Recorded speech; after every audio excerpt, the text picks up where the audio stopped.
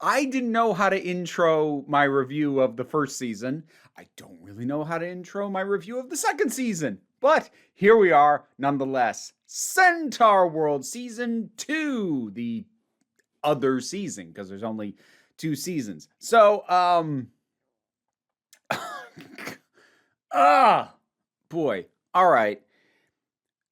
If you're trying to avoid spoilers, there isn't a lot that you're going to be able to watch in this video, because most of what I need to talk about is definitely already a spoiler for the end of season 1 and is a lot of the back end of this season as well.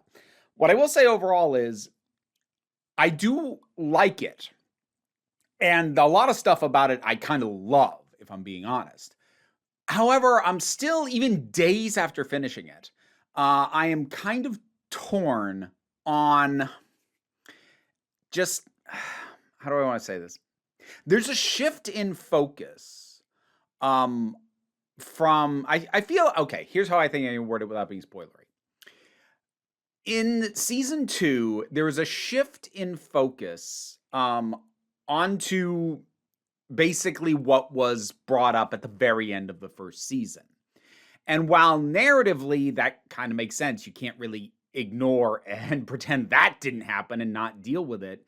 It does mean that there are times that the characters feel like they're not getting the kind of focus, the characters that we, met in the first season. It feels like they're not getting as much focus because so much focus is being put on this other thing that has kind of taken over the narrative.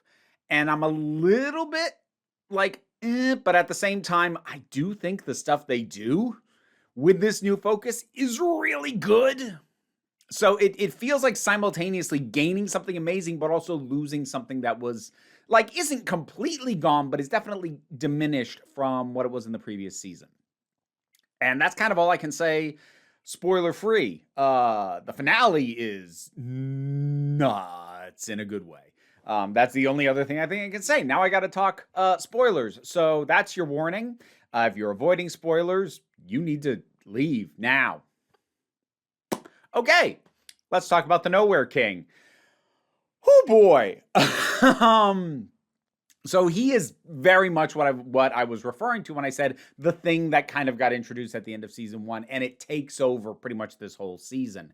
Everything that is being done pivots around what the Nowhere King is doing, trying to build up the forces to combat the Nowhere King, and then the finale, especially, a lot of focus on what his deal is. And I'll get to that last bit especially.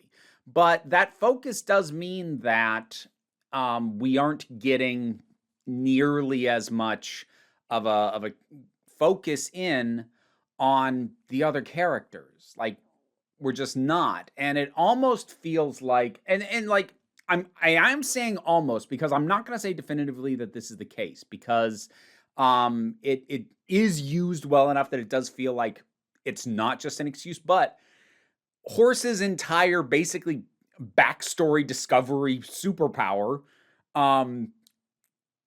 almost feels like it's in there as a way to justify sort of information dumps about various characters, because the focus isn't on them anymore. There's no other way we're going to get this kind of info in there. And that might even be the case. I'm still not going to slam it too much, because I think it's used well, especially in the last episode when it comes to the Nowhere King. So even if it is a contrivance, it's a well implemented contrivance. So I can still kind of work with that. But it does feel a little bit like a Band-Aid over a self-inflicted wound on that, in terms of like, well, like, we have to put our focus on the Nowhere King, but we still want to dive more into these characters. Well, let's literally have a character dive into their backstories. So, like, I mean, it works, but it's let's go with inelegant as far as that goes. It's the kind of thing that does really make this feel like this could have used another season. I've heard conflicting reports. I haven't looked into this too thoroughly, so I'm not going to make a definitive statement, because if I do, it'll be wrong, and then every comment will be somebody correcting me. But I've heard conflicting statements about whether or not this was always planned as 2 seasons. Whether even if it was originally planned as 2 seasons, I can definitely see where they had more than enough stuff to have a season basically in between where season 1 ended and where season 2 concludes. Like, the stuff that goes on in between, there's plenty of room for another season of content there, more focusing on the characters, or at least spreading out that focus across two seasons instead of kind of in the margins of this one. But that having now all been said, I do still enjoy these characters. Wamawink is she is adorable, and you can tell she's trying to help Horse, and I like kind of the almost like the personal crisis that Horse goes through, realizing that she's trying so hard to pull everybody together, but it's the other characters who are ultimately able to reach out and bridge that gap, and she's starting to feel like she's not any good at the one thing she stayed in Centaurworld to do. And okay, so we've also got basically a new character in the form of Stabby, which is apparently my kiddo's favorite character is Stabby. And Stabby is, oh God, it's one of those things like, how do you even explain it? My favorite character also turned out to be a side character. It's Becky Apples. Becky Apples is amazing. And just the level of take no crap from a character who does not speak, and just the little moment between Water Baby and Ryder, where Water Baby's like, "Is that your horse?" and Ryder's like, "That is no one's horse." I'm like, yes, and I was so happy that Becky Apples is the one to kick the general off the cliff. Oh boy. Don't mess with Becky.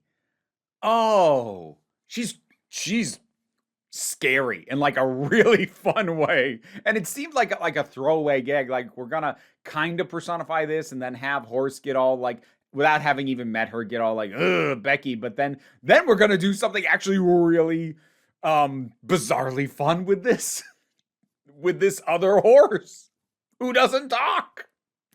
I like Becky Apples a lot. But all the characters are still fun. Chet, I think if I'm looking at the main cast, Chet's the one I like the least.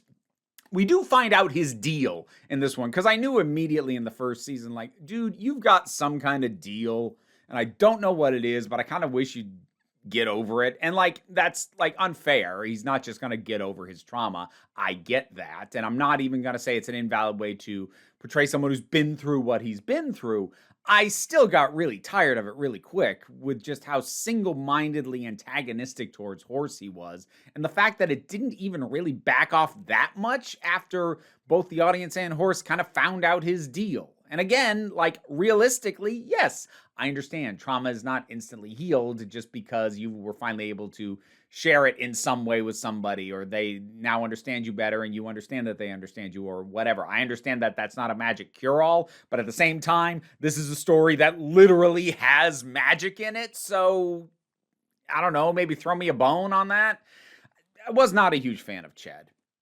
Durpleton I like a lot. Glendale is another one that my kiddo really enjoys. She's chaos. She is absolute chaos. Zulius still worked for me. I talked in the last review about how the kind of archetypes he falls into, as far as characterization go, tend to wear thin on me. But I did still enjoy Zulius. And Wamawink is just, I want to both hug her and get hugged by her so much.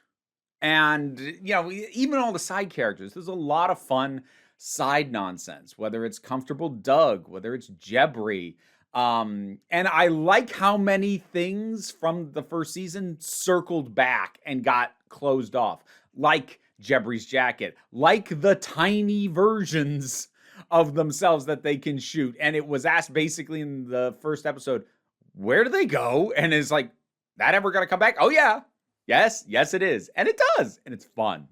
And so, okay, we got to come back to the Nowhere King, because he's a big, big focus on this. First of all, design of him is great. It's wonderful. It's unsettling. And they do a really good job at the very end when we get his full backstory of establishing just the degradation of not only his physical form but his mental state that took him from what he did look like to what he is now.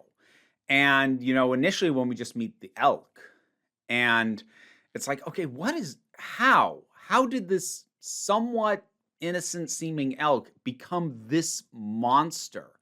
And to go through everything, I did call early on that the general was, well, I didn't automatically call that the general was evil. What I actually said to my kiddo out loud was, okay, seeing how quickly and immediately he's bonding with Ryder, either he's like the most awesome dude ever, or he's secretly evil.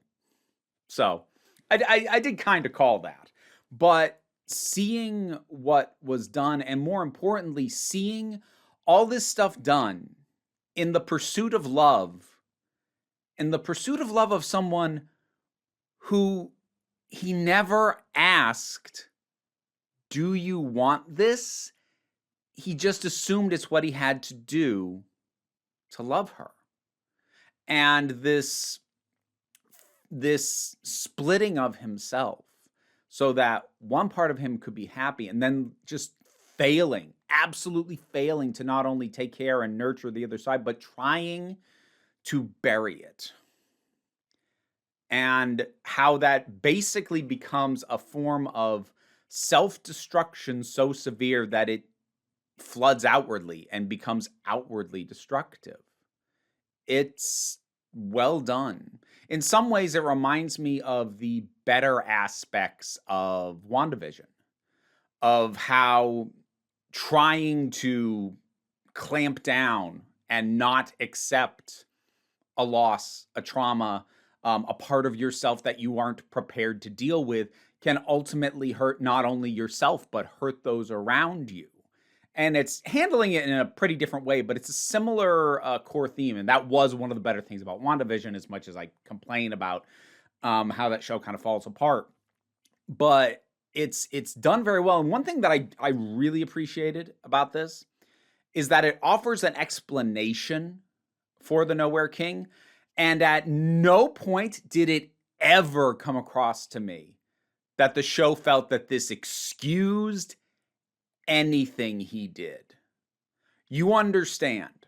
You get how it came to this. You get how he ended up like this, what is driving him, how something this monstrous was created. You now understand. It has been explained, but it is not excused. And that is so important when going into the events and circumstances that creates a monster. It's a very big trap in trying to explore and examine and explain them, that you accidentally make them too sympathetic and you make it too easy to forget that they are a monster. And sometimes there are stories that can work with that, to, like, if you really want to twist up an audience's perspective, where like maybe they feel gross that they kind of understand this character, but like if you do it wrong, suddenly they're making excuses for someone who should never have excuses made for them. And I feel like this does it pretty well, especially given that I've talked on the main channel about how I tend to have, not always, but I tend to have issues with trauma leading to villainy. What I appreciate about this and how it explains the Nowhere King is that it's not a single act that causes some trauma that now is, this is something that was done basically to himself, that he did to himself over and over and over again. He split himself apart. He tried to bury half of who he was. He is the one who was so cruel to himself that that part of himself became destructive. Yes, it's trauma, but it's also self-inflicted. It is not allowing this idea of victim of circumstance. His circumstances are his own, and they are traumatic, and you are invited to view them as properly awful and traumatic. But at the same time, when you remember that this is one being, split into two parts, but ultimately this is one being, he did it to himself out of selfishness, out of an inability to reconcile his own identity. And it's not okay to cause harm from having done that. I mean, it's not a good thing to do to yourself anyway, but when you do it so harshly that you are now literally destroying the world, yeah, no, you did that to yourself, dude. And it's part of, aside from like some crazy action that goes on, it's part of what makes the finale really, really work. You know, as much as I kind of said how I don't want to say lost the thread, but it kind of backgrounded the characters who'd been the main focus in the first season in order to put more focus on the Nowhere King. That does feel like a little bit like this, like even if it hadn't been another full season, like just more than 8 episodes would have helped. But honestly, even if we were to add more stuff in and have more time with the characters and not need a literal magical backstory device, even if those things weren't the case and there was more time, I would basically leave this final episode, this finale, unchanged because dang, holy cow, it's a real good finish. And even the stuff that went on before that, you know, my being like, oh, they're kind of backburnering these characters. That's something that I kind of felt in hindsight. It didn't weigh down the experience of watching it in the moment. So it's still pretty good for the season. And the finale, just absolute killer. Great stuff. Centaurworld. What are your thoughts on the second season? What are your thoughts on the show as a whole? I hope at this point you're people who are either never planning to see it or you have already seen it, because otherwise, boy, did I spoil a lot of crap for you. But in any case, whatever your thoughts are, drop something down in the comments. Let's talk about it. Patreon's what pays the bills, allows me to do this as my living. Even if you can't help me out there, like, share, subscribe. Also help. Don't worry too much about it. We take a relaxed attitude around here so you can come on back next time you need a break.